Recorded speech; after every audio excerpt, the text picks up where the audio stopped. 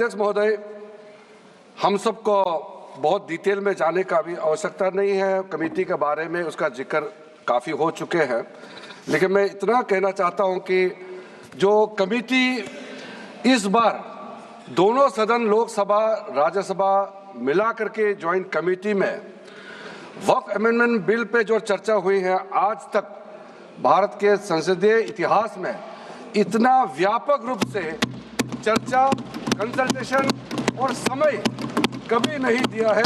इसलिए मैं जो ज्वाइंट कमेटी में जितने मेंबर्स दोनों सदनों के लोकसभा और राज्यसभा में जो सदस्य उस कमेटी में थे, मेरे तरफ से सरकार की ओर से मैं धन्यवाद देता हूं, अभिनंदन करना चाहता हूं।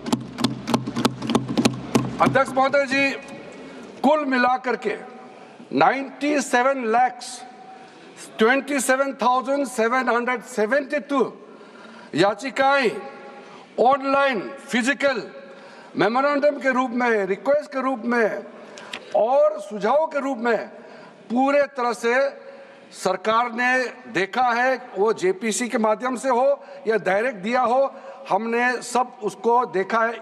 इससे बड़ा कभी भी, इससे ज़्यादा संख्या में किसी भी बिल के ऊपर में लोगों का याचिकाएं नहीं आया आज तक।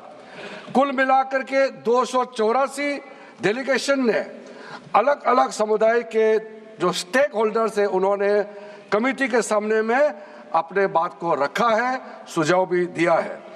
25 स्टेट गवर्नमेंट और यूनियन टेरिटरीज का वक्फ बोर्ड्स ने अपना सबमिशन भी पेश किया गया है।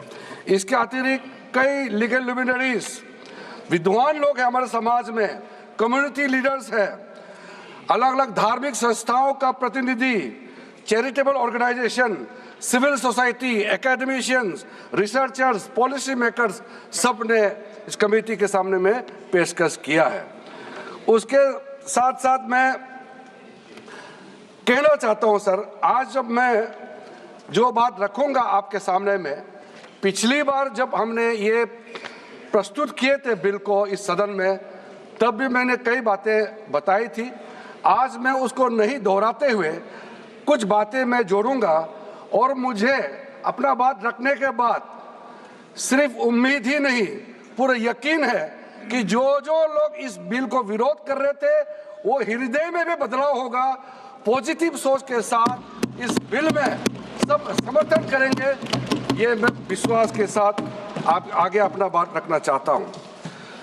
क्योंकि मैं पॉजिटिव नोट से बात रखना चाहता हूं, तो इसलिए एक मेरे जो मन की बात है मैं कहना चाहता हूं, तो इससे अच्छा संदेश जाए।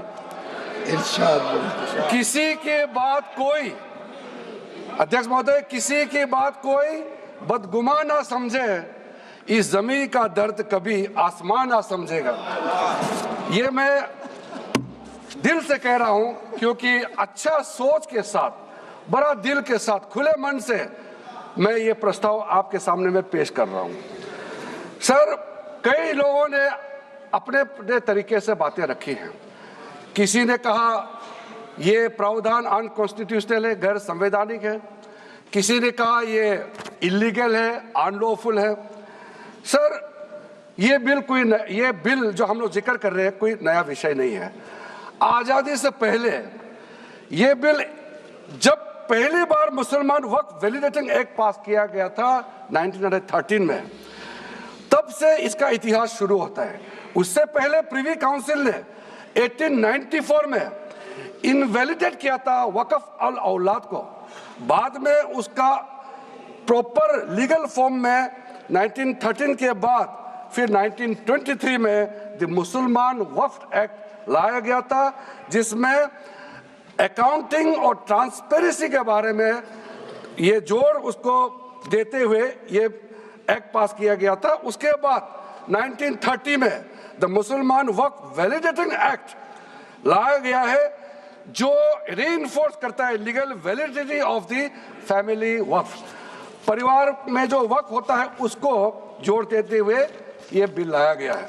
उसके बाद आज़ादी के बाद 1954 में 1954 में वक्फ एक्ट पहली बार आज़ाद भारत का एक्ट बनी, और उस समय स्टेट वक्फ बोर्ड का भी प्रावधान उसी 1954 एक्ट में प्रावधान किया गया था। उस समय से लेकर के कई संशोधन के साथ में 1995 में व्यापक रूप से ये वक्फ एक्ट बनी है। तो उस समय किसी ने नहीं कहा कि ये एक्ट अनकॉन्स्टिट्यूशनल है, किसी ने नहीं कहा उस समय ये अनलॉफुल है। आज जब हम उसी बिल को सुधार के ला रहे हैं तब आपको ये अनकॉन्स्टिट्यूशनल अनलॉफुल का ये शब्द इस्तेमाल करने का आपको ये नौबत कैसे आया, ये सोच क्यों आया? अगर आप सच्चे दिल से सोचते और मन साफ होते तो आप तर्क पे जाते। इस संशोधन बिल में जो जो तर्क है आप उसमें बात कीजिए, आप उसको छोड़ के जो कोई लेना देना नहीं है बिल में उसका बात आप लेकर के लोगों को गुमराह करने का बरगलाने का काम जो किया है उसको मैं शुरू में साफ करना चाहता हूं। अध्यक्ष महोदय जी, 1995 में ट्राइब्यूनल का पहला व्यवस्था किया गया है ताकि वक्फ बोर्ड का कोई भी निर्णय किसी को अगर पसंद नहीं है या उसको चैलेंज करना चाहता है तो वक्फ ट्राइब्यूनल वहां आप जा सकते हैं। उसका प्रावधान पहले बार हुए हैं और उस समय यह भी फैसला हुआ कि 5 लाख से ज्यादा आमदनी किसी वक्फ प्रॉपर्टी में है उसके लिए सरकार एग्जीक्यूटिव ऑफिसर्स अपॉइंट किया जाएगा। ये भी 1995 में शुरुआत की है। अध्यक्ष महोदय जी, ये आज एक ट्रिगर पॉइंट क्यों हुआ है? ये अमेंडमेंट बिल लाने का आवश्यकता सबसे ज्यादा शुरुआत कहां से हुई? मैं संक्षेप में बताना चाहता हूं। 2013 में 2014 में हम सब चुनाव में गए और चुनाव में जाने से पहले 2013 में कुछ कदम ऐसे उठाए गए हैं जो आप सुन करके आप सदस्य के रूप में भी और इस देश का नागरिक होने के कारण आपके दिमाग में यह बात जरूर सवाल उठेगा कि ऐसा कदम क्यों उठाया गया है। सर, 2013 में पहला यह बदलाव हुआ कि इस देश में कोई भी आदमी, कोई भी इंसान, चाहे वो हिंदू हो, मुसलमान हो, सिख हो, ईसाई हो, पारसी हो, बौद्ध हो, जैन हो, वक्फ क्रिएट कर सकता है। सबको मालूम है वक्फ एक मुसलमान का अल्लाह के प्रति अपना एक उसका एक पायस चैरिटेबल रिलीजियस पर्पस के लिए वक्फ क्रिएट किया जाता है, लेकिन उसमें डाइल्यूशन करके 2013 में कोई भी वक्फ क्रिएट कर सकता है। ये प्रावधान सबसे पहले उस समय के यूपीए सरकार ने किया है।